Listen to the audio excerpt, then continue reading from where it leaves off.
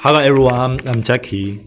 Today we are going to talk about the principle of DDoS network attack. DDoS stands for Distributed Denial of Service Attack. They generate a large amount of data traffic, making it impossible for us to provide normal service to users. Earlier we discussed the ping, and why are we mentioning it here? Because in the early stages of DDoS network attack, ping was used. There used to be a tool called ping of dice, which continuously sent ping packets using software, resulting in server congestion. When users attempted to access service, server was unable to respond to their request.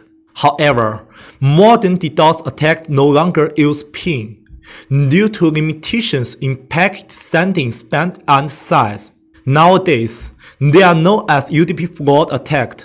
In other words, during a DDoS attack today, all data is in the form of UDP packets. This causes severe congestion in bandwidth, resulting in the inability to provide normal service.